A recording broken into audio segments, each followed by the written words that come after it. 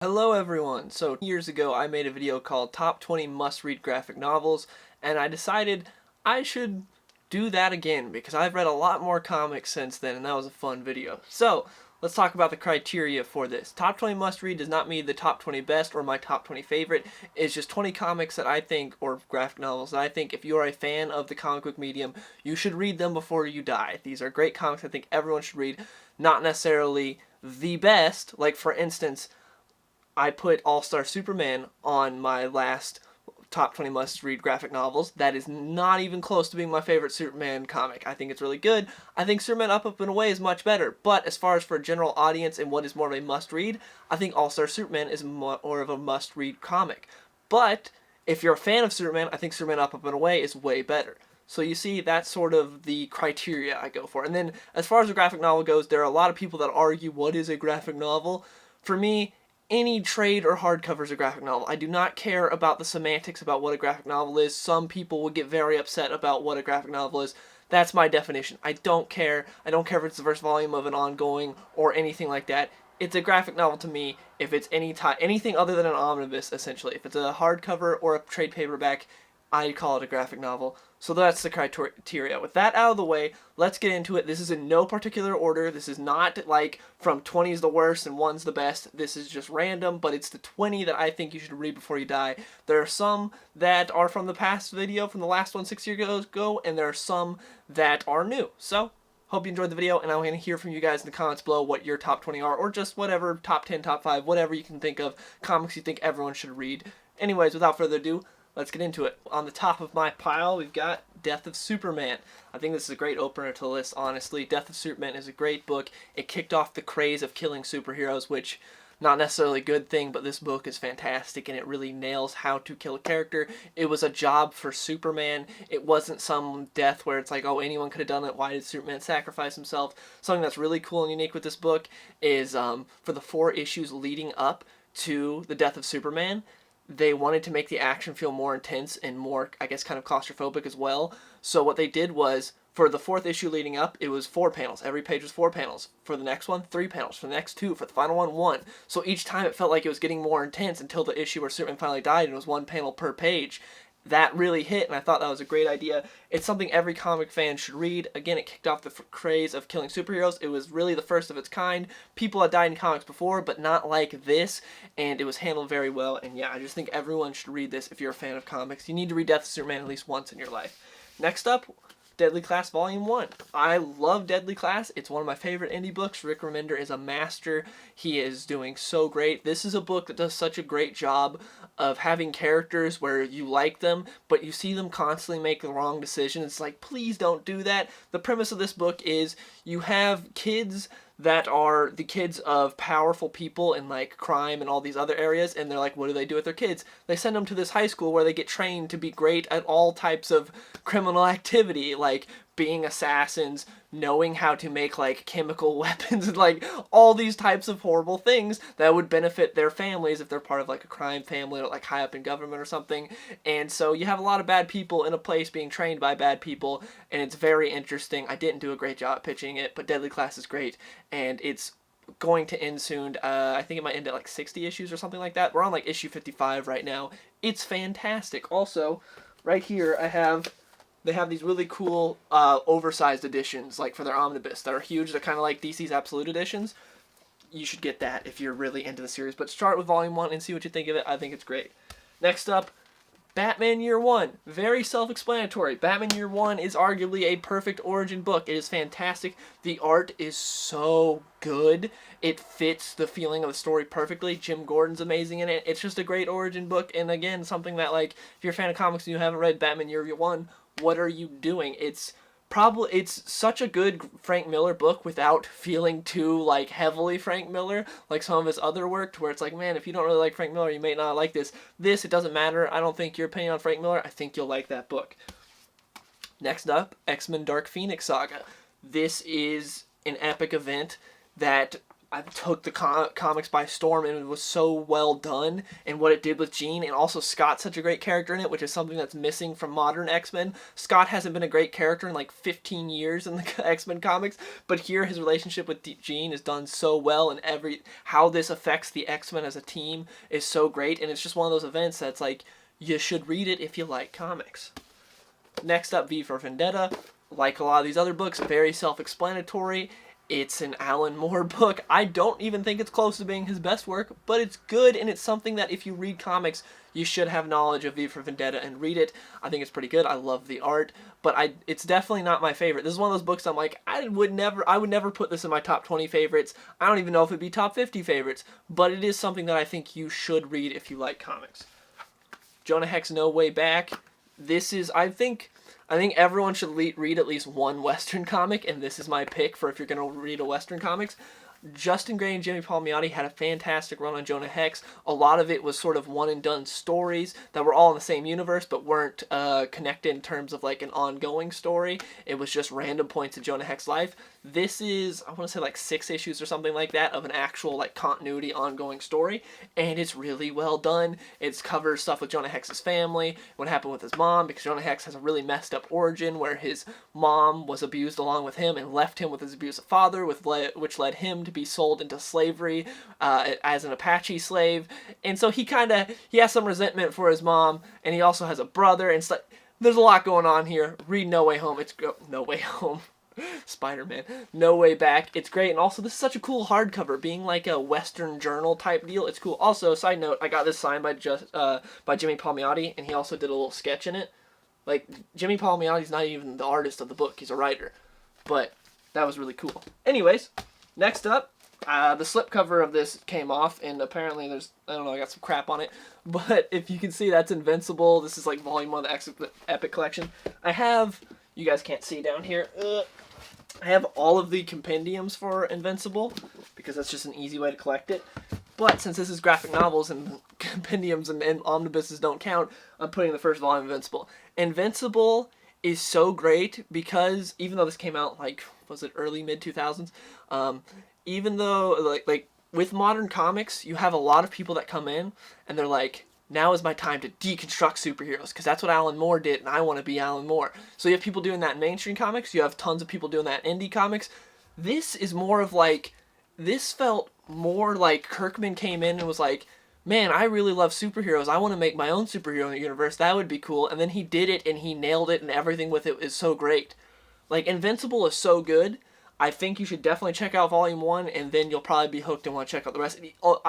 One thing I want to say is it only gets better from Volume 1. Invincible is so great, and I had to put it on here. Whenever the show dropped, I went and got all the compendiums and read it all, because I was like, I need to read Invincible. I've been putting it off for years now. The show's out. I need to read it. I read it all. It's fantastic. Again, it's a guy that actually likes superhero comics making his own superhero universe. So it's great, instead of someone that's like, what if I deconstructed superheroes for the 5,000th time like everyone else does? It's not like that. It's really well handled. It's really cool because it's like beginning, middle, and end as far as the whole universe goes. But the first volume's solid, and you should definitely check it out. Next up, Daredevil Born Again. This would probably be in my top 5 for just the best comic book storylines ever. Not just must read, but like if we're just talking about best, like Born Again is so good, I don't even really want to say much about it if you haven't read it. If you have not read it, go in without knowing anything. It's fantastic. This is Frank Miller at the top of his game. The art is so good. It's, oh man, and it introduces Nuke, who becomes one of like my favorite villains in Marvel. It's, man, and that Nuke issue's heavy too, when he comes in and starts wrecking out. It's good. It's got everything you want. Matt Murdock is just at the lowest of lows. Like, read Daredevil Born Again if you like comics and you haven't read it. Read Daredevil Born Again. Next up, Sweet Tooth Volume 1. This isn't really a secret. Not that when I talked about last was it a secret, but it's gotten much more popular since then. Sweet Tooth is a great independent comic from Jeff Lemire. He writes and does the art for it. And it's a really cool post-apocalyptic world where you have these kids that are sort of like mutated to where they're a combination of animals. Like, you can see him, he's got deer antlers. And they're child slavery and a lot of other things involved that, again, I don't want to spoil too much, but you should check it out. It's really cool. It's a great post-apocalyptic, weird type world, and it's fantastic. You should read Sweet Tooth. Next up, Batman Black Mirror. This is my favorite Batman story of all time. Another book that would probably go somewhere in my top 5 favorite storylines of all time as far as comics go. Batman Black Mirror is where Dick Grayson is Batman. It's really good. Jock's art is fantastic. You also have, oh man, I can't, Francesco Francavilla. I can never pronounce his name. He also does the other half of the art. Beautiful book. Scott Snyder is fantastic in this. This is what really got people to really be like, oh, Scott Snyder's that guy. Because Scott Snyder had written some good stuff prior to this, but when this book came out, people were like, oh, Scott Snyder is really, really, really talented. And this book is fantastic. It's very dark. It's really cool. You get to see Dick Grayson take on Gotham, and it really fleshes out some characters that, again, this is something that if you haven't read it, I don't want to spoil it, but if you like comics, you should read it. Next up is what I think is the best villain-based book ever, and that, as far as comic book villains go, and that's Lex Luthor, Man of Steel. This is from Brian Azzarello, and as you can see, the art right there is fantastic, done by Lee Bermo, and oh man, does he draw a fantastic Lex and an evil Superman. This is all from Lex's perspective, what he thinks of Superman, how he would deal with Superman, why he hates Superman. It really delves into his mind. You see how Lex is as a person. It's so good. It is so good, and I really implore you to read it. And this is the Absolute Edition, so it's huge and got that huge, beautiful art. So if you can get your hands on the Absolute Edition, do it. Yeah, fantastic book. Teen Titans Judas Contract. This is, New Teen Titans. New Teen Titans and X-Men are the two greatest team books, I think, as far as Marvel and DC goes. I don't think either of them, Claremont's X-Men and Marv Wolfman, George Perez's New Teen Titans, I don't think anything's ever topped those two as being the best team books from the big two. And this is the best event from that, is Judas Contract. It was when we got introduced to Deathstroke, where his son gets killed because he's fighting the Teen Titans, and he had taken this serum from Hive to try to take the contract to take out the Teen Titans, because the Hive had originally hired Deathstroke to do it, but Deathstroke was like, no, because he didn't want to. Deathstroke always has reasons for taking contracts, unlike modern day where it's just money, money, money, and he's Mr. Krabs and he takes any contract and gets his ass beat constantly. This is back when he was an interesting character. There's some stuff with Terra that happens that we don't talk about, but it's a really good book. It's really cool, especially to see the heroes don't exactly win a lot in this book, but man, it's so good. Read it. Next up is Kill or Be Killed from Ed Brubaker. This is another guy along with Rick Remender, who I think are two of the dudes that are doing the best independent comics currently. He is killing it with everything he's doing. Reckless is currently a great series. You should read by him. But I put Kill or Be Killed on here because I think it might be my favorite Ed Brubaker book. It's hard to say, though, because there's a lot of great ones. This is about a guy in New York that has a lot of things in his life that are going wrong. He decides he's finally going to kill himself. He's been depressed for a while. He tries to kill himself by jumping off his apartment building, ends up failing, and it turns out it wasn't just that he failed, it turns out a demon saved him. And the demon says, hey, for the life you tried to throw away, you are going to go and give a life. You're going to, or take a life, I should say, because I saved your life and you're going to go take a life for me. It can be anyone. You can go out there and kill some pedophiles. You can go out and kill an innocent person. You can go kill a bank robber. Whoever it is, just give me one life. Rent is due. He has to do it every now and again, whatever.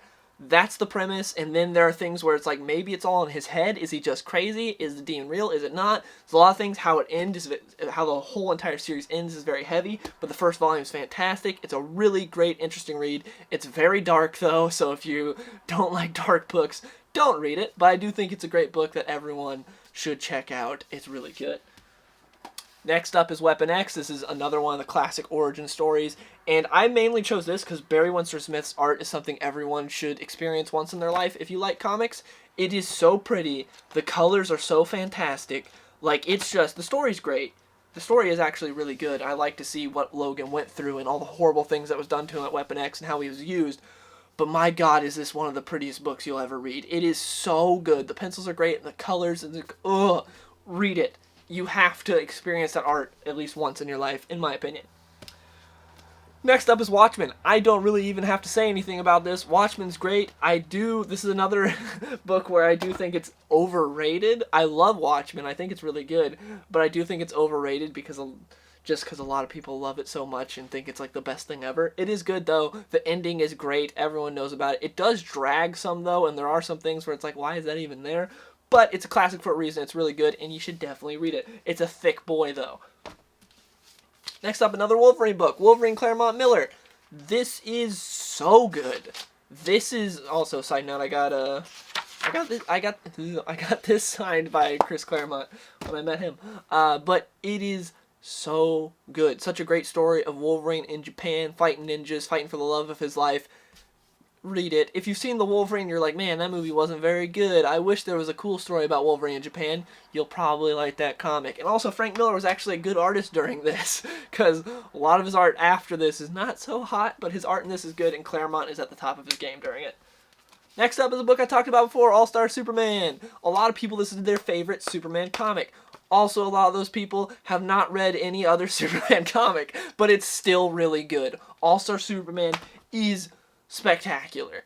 It is so good. It gets Superman. My only gripe with it, I've talked about before, is I don't like the characterization of Lois. But other than that, I think it's a great book. Lex Luthor in it is written so good. Maybe one of the best interpretations of Lex I've ever read in comics.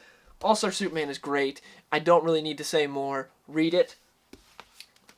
Next up, Craven's Last Hunt. Craven's Last Hunt is so good. It's not really a Spider-Man comic. It's more of a Craven comic.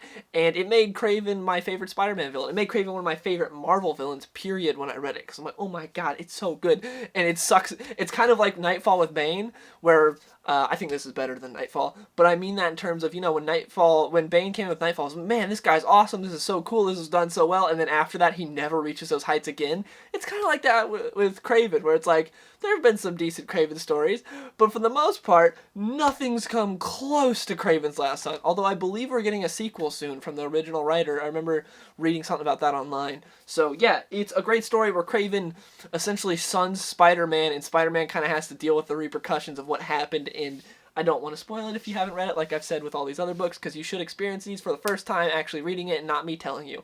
Read Craven's Last Hunt. This is a book that was also on my last list, Cobra's Last Laugh. This is, to me, like the best spy thriller book I've read. It's so good. Even if you don't like G.I. Joe, you should read it. But if you like G.I. Joe, you will appreciate it that much more. What happens in this book is insane. I don't really even want to say anything about it. It's about a guy named Chuckles, that's his code name in G.I. Joe. He's their, like, go-to undercover guy. He has to go undercover in Cobra and figure some things out and do some things. And it is intense and insane and great. And just, if you like spy thriller stuff, you'll love this book. It is great. I will say one thing. I like the art, but it's not the most spectacular art you've ever seen. But the storytelling in it is so well done.